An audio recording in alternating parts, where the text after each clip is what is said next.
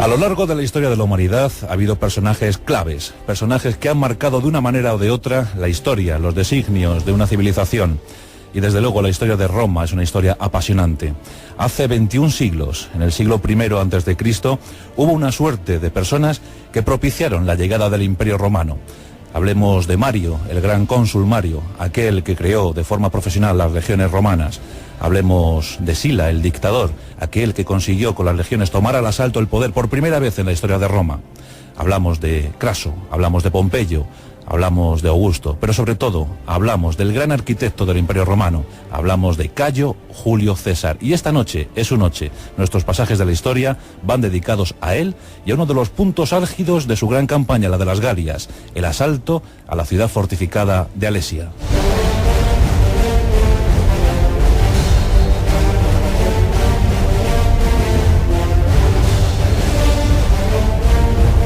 Bueno será situar en el contexto de la historia a nuestro personaje, Cayo Julio César. Según su árbol genealógico, según decía su familia, venían nada más y nada menos que de la descendencia de la diosa Venus. Y viendo al personaje, todo hace ver que bien pudiera ser cierto.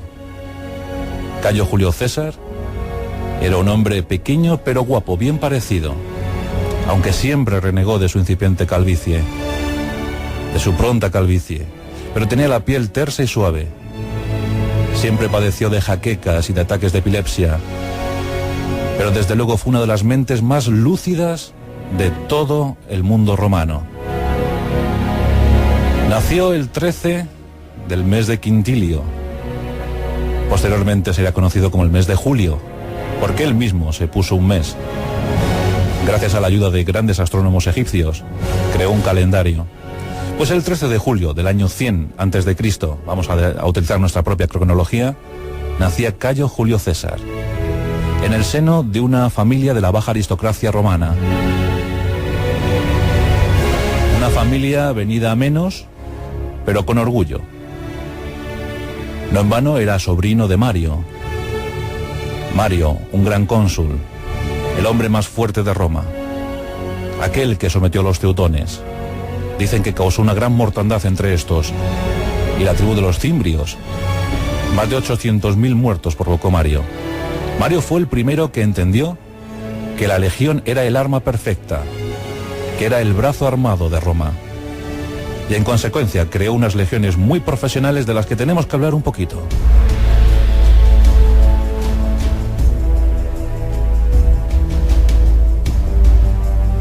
Antes de entrar en nuestra historia, hablemos de la legión romana. Los soldados más perfectos de su tiempo. Grandes profesionales, sobre todo después de Mario, del gran cónsul Mario. Daremos las cifras oficiales, aunque en base a según qué campaña, el número de legionarios aumentaba de una manera o de otra.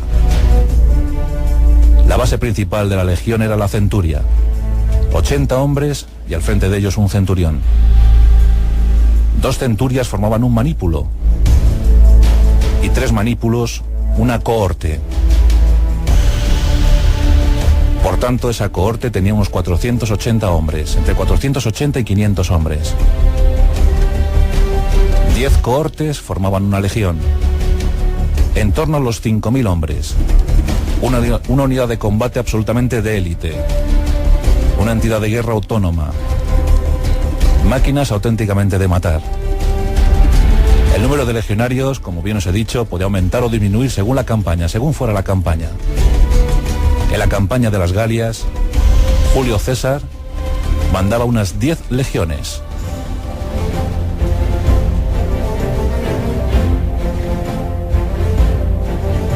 La verdad es que Roma debía combatir en todas sus fronteras con muy pocos efectivos.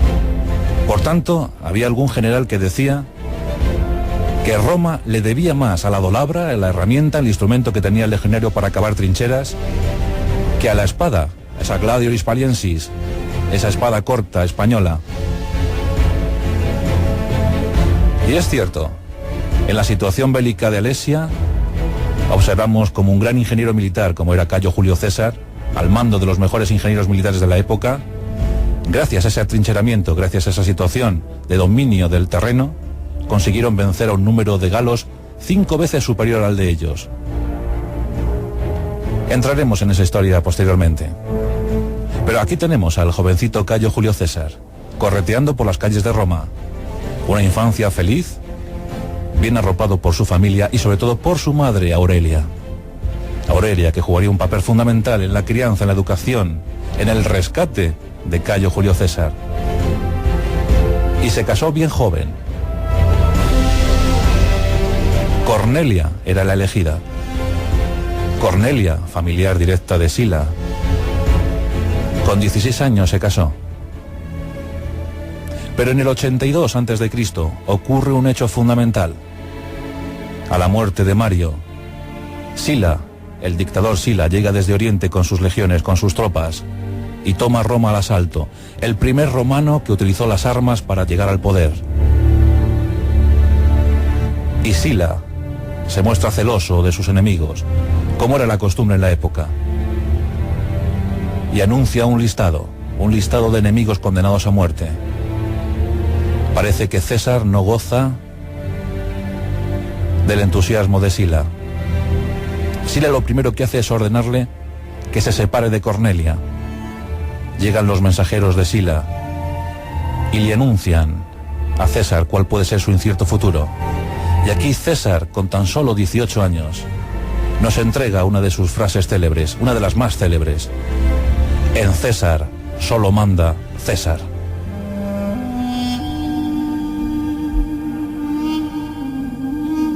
A uña de caballo debe huir de Roma.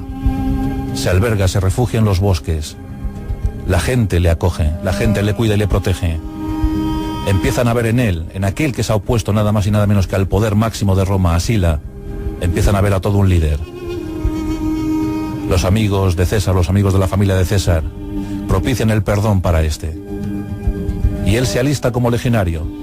Con 19 años marcha a las legiones, marcha hacia Oriente.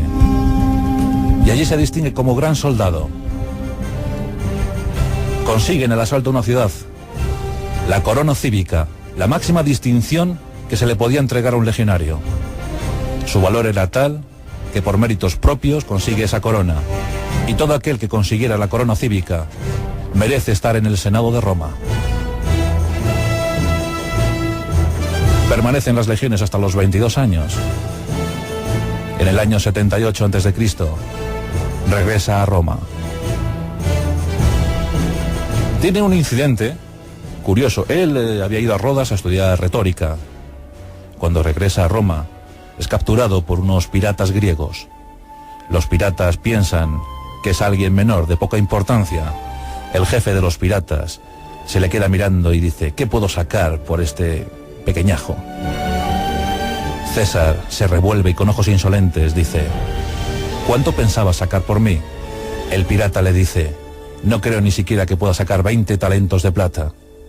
Y César le dice: deberás pedir por mí 50 talentos de plata. Se pagaría esto y mucho más. Los piratas se ríen, pero sin embargo acceden y mandan a los esclavos para que pidan esos 50 talentos de plata. Eso sí, el jefe de los piratas le dice: como no consiga estos 50 talentos, te crucificaré.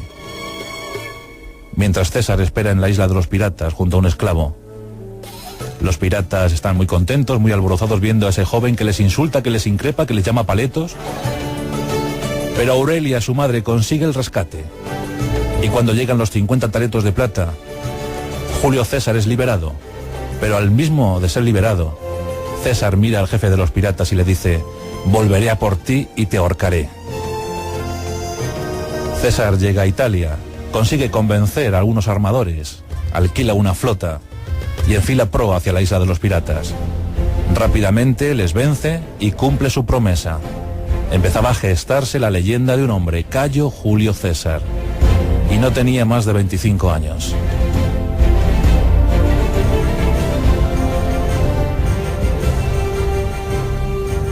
Y empieza una fulgurante carrera, eso sí, llena de sobornos, llena de traiciones, llena de embustes y mentiras.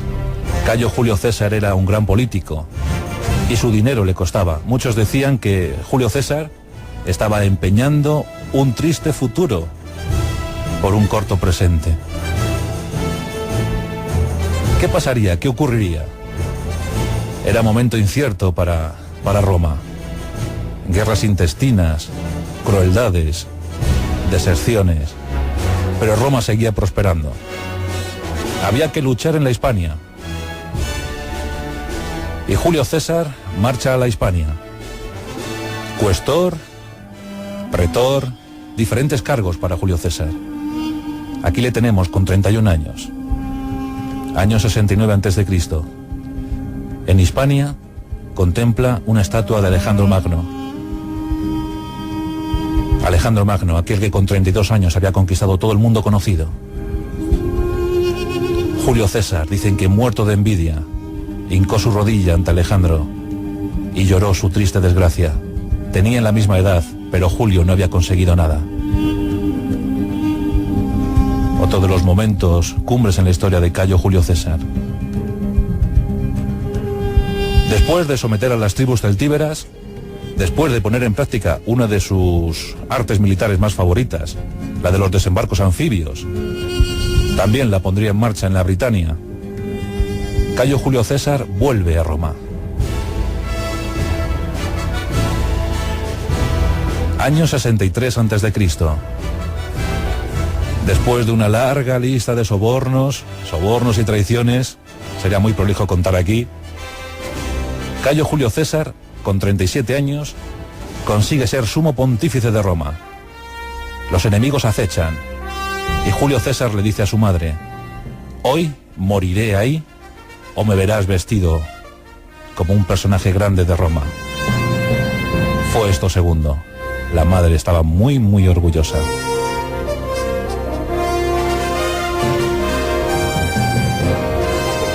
Y así llegamos al año 60.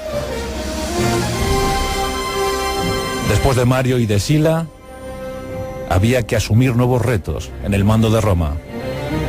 Y llega el momento de unirse tres grandes hombres. Por un lado, Craso, el hombre más rico de Roma, Pompeyo, su general, y Julio César.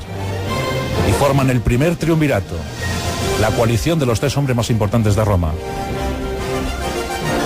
Julio César es nombrado gobernador de la Galia Franca, de la Galia Romana. Y hacia allí dirige sus pasos. Año 58 a.C. Comienza la campaña más épica y más célebre para Cayo Julio César. Una campaña que duraría 7 años. La campaña de las Galias. Julio César se pone al frente de 10 legiones. Pero tiene que buscar una excusa para darle más expansión y más gloria al Imperio Romano. Todavía no era imperio, pero en la cabeza de Julio sí empezaba a serlo. Hasta entonces Roma había dominado las riberas del Mediterráneo. Pero llegaban, como os había dicho, nuevos retos. Había que empezar a profundizar en el centro de Europa. Ya se había conseguido vencer a los germanos, a las tribus bárbaras, pero solo con el pretexto de mantener las fronteras. Llegaba el momento de la máxima expansión para Roma. Ese año 58 marca uno de los puntos álgidos. Con el pretexto de someter a los helvetios, a los suizos, Julio César inicia la campaña. Los de la Helvetia caen, prácticamente son exterminados. Y Julio César no se para ahí. Y sigue avanzando. Llega el momento de enfrentarse a nuevas tribus germanas, también a los belgas, donde a punto está de caer en una emboscada. Es sometido a una presión tremenda por parte de los belgas. Bien es cierto que Julio César en esos tiempos todavía no era el excelente general que hoy conocemos. Y cometía muchos errores, porque estaba muy, muy determinado a la victoria. Confiaba muchísimo en él mismo, en él y en sus extraordinarias legiones. En sus comentarios sobre las crónicas de las Galias, dijo que en las Galias había ganado por los pies. Por los pies, sí. El legionario romano era una auténtica máquina de matar. Llevaba una carga de 30 kilos, con sus pilums pesados y ligeros, sus espadas, pero también acarreaba todas las viandas posibles. Los legionarios podían soportar largas marchas de 50 kilómetros. Diríase que eran auténticos autómatas en el arte de la guerra. Sabían perfectamente cuáles eran sus movimientos, cómo debían actuar en el campo de batalla. La disposición de una legión romana en el campo de batalla era espléndida. Una legión alineada duraba, más o menos venía a ocupar unos 290 metros. 290 metros de soldados, hombro con hombro. Mientras que los bárbaros, las tribus, siempre su actuación era muy irregular. No estaban acostumbrados a tácticas ni estrategias. Siempre lo basaban todo en la lucha frontal, en la embestida frontal. Julio César dominaba el arte de la guerra. Sabía que debía estar en el momento justo, en el momento preciso, y así ganaba victorias, así ganaba batallas. César contaba con un ejército bastante pequeño comparado con a lo que se tenía que enfrentar. Manejaba una tropa de unos 50.000 legionarios, pero a lo largo de toda la campaña de las Galias se enfrentó a más de 3 millones de hombres armados. 3 millones de hombres, de los que hizo presa en 1 millón de ellos. Sometió, hizo prisioneros y esclavos a 1 millón. Mató a otro 1 millón.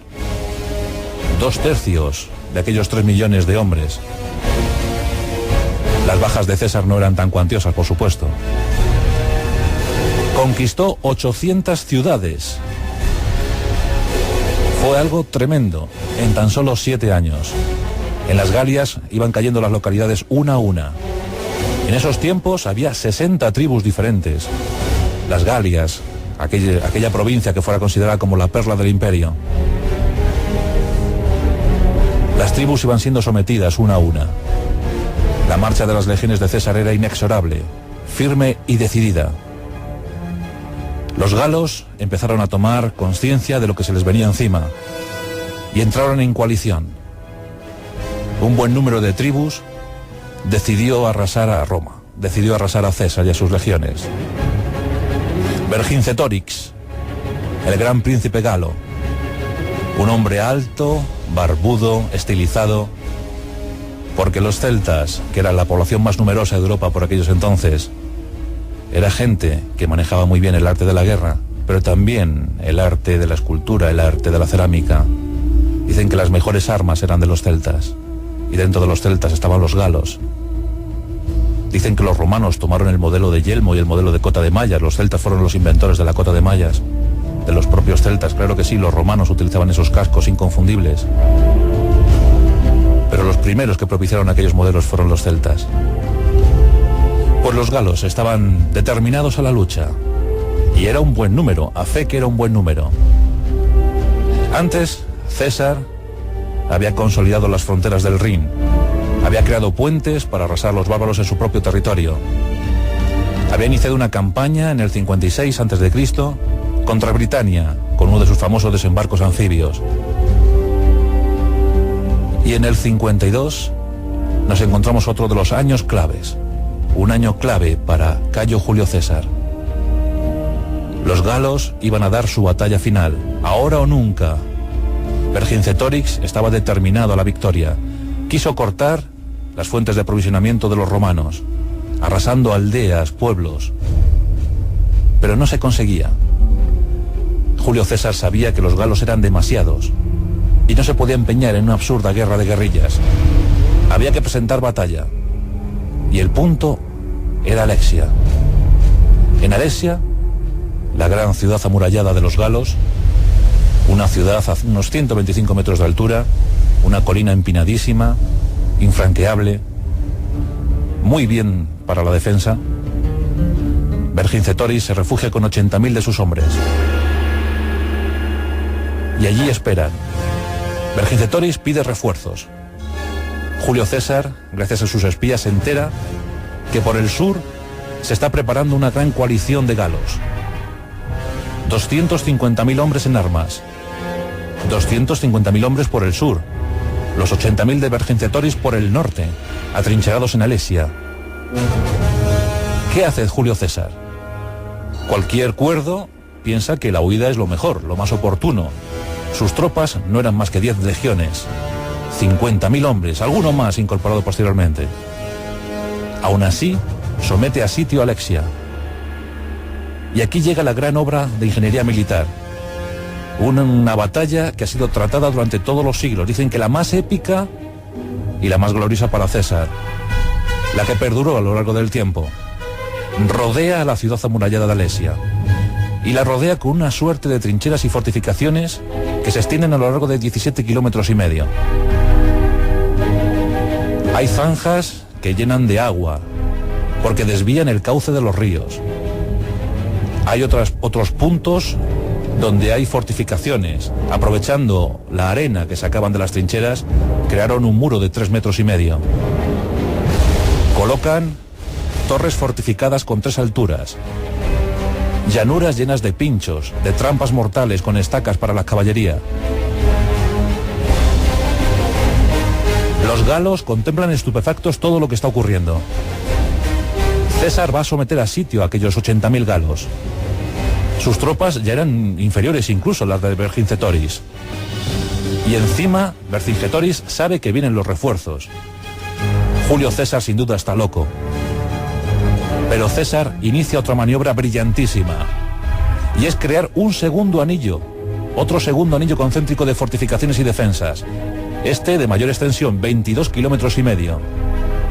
En total, en muy poco tiempo, 40 kilómetros de trincheras, fortificaciones, trampas. Los romanos quedan entre un anillo y otro. Bien pudiera parecer que están rodeados, que están atrapados. Pero César se sabe superior en cuanto a táctica. Sabe que sus hombres están mejor preparados y que pueden resistir. Y por otra parte sabe que también ha llegado para él el momento de ahora o nunca. O vence ahora o su historia no tendrá más sentido. Aquí tenemos a las 10 legiones apostadas a lo largo de 40 kilómetros de zanjas y fortificaciones. Tienen víveres para un mes. Pero también Vercingetorix tiene víveres para poco tiempo. Y así contemplamos cómo llega una masa ingente de soldados, una masa ingente de guerreros. Son los galos que llegan por el sur. Establecen un campamento a 1,5 kilómetros de donde están los romanos. Y empiezan todos a tomar posiciones. La batalla más grande que vio la antigüedad está lista. ¿Qué ocurrirá? ¿Qué pasará? El primer día de la batalla fue un día típico de combate. Los galos desde el sur lanzan una embestida como jamás habían visto los tiempos. Prácticamente la disposición de los galos era brutal. De frente y por derecho. Los legioneros romanos no tienen ningún problema en aguantar la embestida. La caballería gala cae víctima de las trampas. Los caballos son ensartados por las lanzas. Miles de galos mueren en ese primer empeño. Vercingetorix anima desde Alesia enviando tropas. Pero las fortificaciones romanas del norte también aguantan. Un día completo de combates. Miles de muertos sobre el campo de batalla. Resultado incierto. Los romanos han utilizado muchos de sus recursos, pero los galos están extenuados. El segundo día amanece claro, pero nadie toma ninguna actitud. Pasan prácticamente todo el día recogiendo cadáveres y heridos. Los romanos están tensos. ¿Por qué no atacan los galos? Y llega la noche, y los galos adoptan una de sus tácticas favoritas, el ataque nocturno. Sobre la medianoche, una masa formidable de hombres avanza hacia las fortificaciones del sur de los romanos. Con las antorchas, los romanos inundan todo el campo. Y comienza otra lucha despiadada. César lo contempla todo, yendo en cualquier momento a donde es necesaria su presencia. Los legionarios sorprendentemente están aguantando muy bien. Vercingetorix vuelve a enviar soldados desde Alexia, sin ningún resultado. Una vez más, otra jornada llena de muertos. Todos están a punto de la extenuación, todos están a punto del cansancio y de no poder levantar ni siquiera la espada. Y así llega el tercer día. Los galos habían observado que había un punto donde se podía flaquear dentro de las defensas romanas. Una legión o lo que quedaba de ella estaba al frente de ese puesto de mando. Y esa noche, 60.000 galos avanzan sobre 4.000 romanos, que a duras penas empiezan a aguantar. Pero son muchas las bajas entre los romanos. Empiezan a reducir las filas. Poco a poco la resistencia romana va cediendo, a costa de muchísimas bajas de los galos.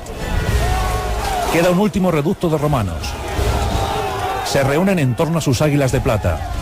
Van a caer hasta el último hombre. Pero de repente, el milagro, la acción decisiva, el momento determinado. Un caballo aparece sobre el campo de batalla. Un hombre a caballo con una capa púrpura y escarlata.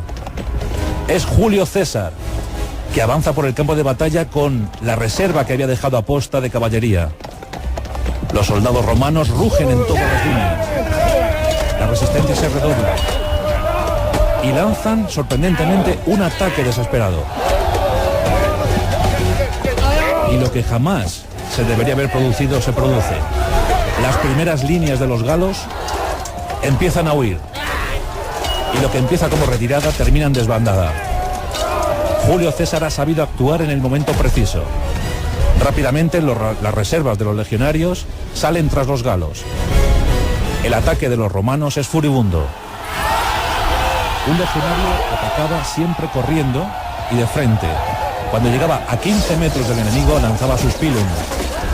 Y una vez lanzadas las jabalinas mortales desenvainaba su gladiator, su gladio disparis, y con esa espada corta española pues prácticamente sometía a carne o hacía carne de picadillo al enemigo.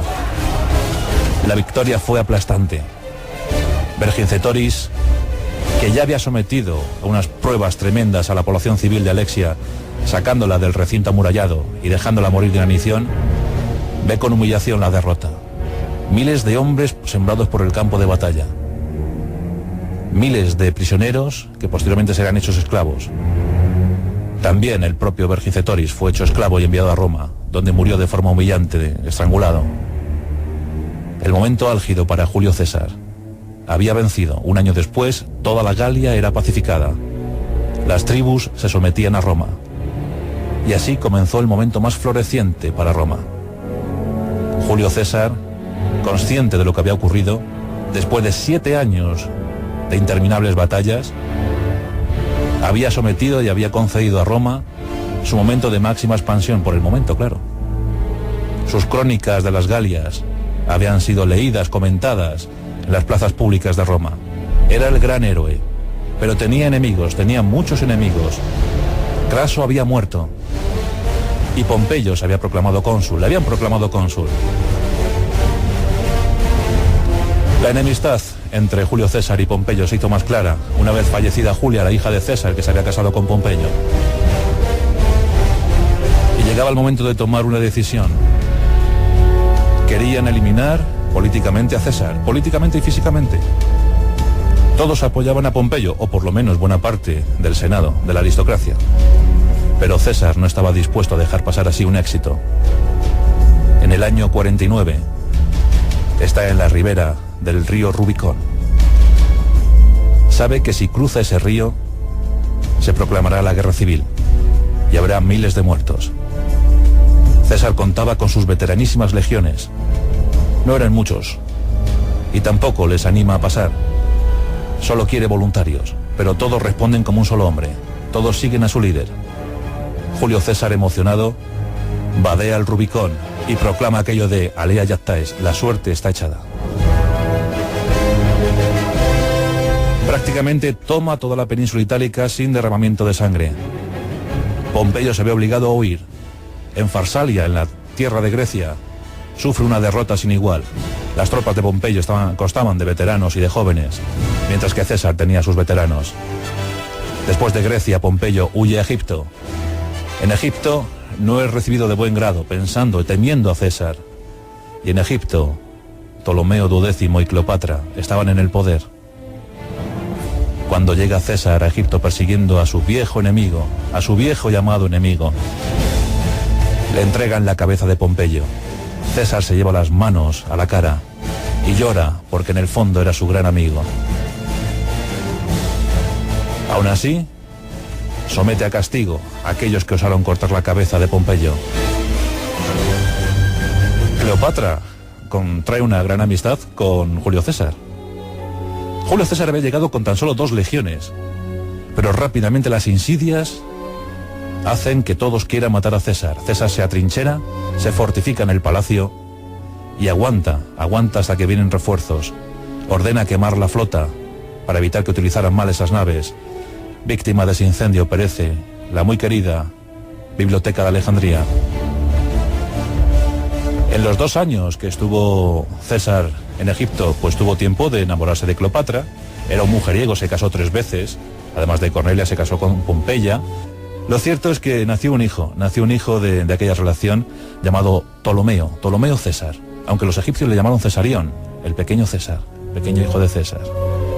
Recordamos aquel paseo en barco por el Nilo, 400 naves escoltando a la nave principal, una nave esmaltada en oro auténtico, un viaje que duró 2 meses. El amor de Cleopatra y de César era intenso, pero había que seguir combatiendo sobre todo a los hijos de Pompeyo, que se habían atrincherado en Hispania, en Munda, en lo que conocemos como Montilla, en Córdoba. Sometió a los últimos reductos de los pompeyanos. César había conseguido lo inimaginable, el poder absoluto. Ya era el sumo sacerdote de la Iglesia romana, ya estaba al frente de tantas y tantas cosas. Solo le faltaba ser el máximo dirigente, y lo consiguió. En el año 45 ya era dictador. Había traído un calendario nuevo, gracias al asesoramiento de los astrónomos egipcios. Una forma de controlar el tiempo que sería muy útil para Roma. Sus nociones sobre derecho también habían ayudado para el auge del Imperio Romano. Pero seguía teniendo muchísimos enemigos. Y llegamos a los idus de marzo del año 44 a.C., el 15 de marzo del año 44, cuando César se dirige al Senado, después de haber proclamado unos juegos increíbles. Cuando fue nombrado dictador en el 45, había hecho pues peleas de leones, de gladiadores a muerte, de ejércitos de criminales y esclavos unos contra otros, batallas navales a escala. Pero en el 44, en los idus de marzo, moría víctima de 23 puñaladas. Una de ellas era mortal de necesidad, posiblemente la de su querido protegido Bruto. Murió diciendo aquello de: Bruto, tú también, hijo mío. Autor de las campañas más largas y exitosas, pero también de las más breves, como la del Ponto, que duró tan solo 5 días. Aquella donde seguramente dijo aquello de Veni, vini, vinci. Vine, vi y vencí. Julio César, gran estratega, gran general, gran estadista, uno de los personajes claves para entender Roma. Dicen que fue el arquitecto del Imperio Romano, y Augusto, su sobrino nieto, sin duda alguna el constructor. Cayo Julio César. Hoy hemos rendido homenaje a su figura en nuestros pasajes de la historia.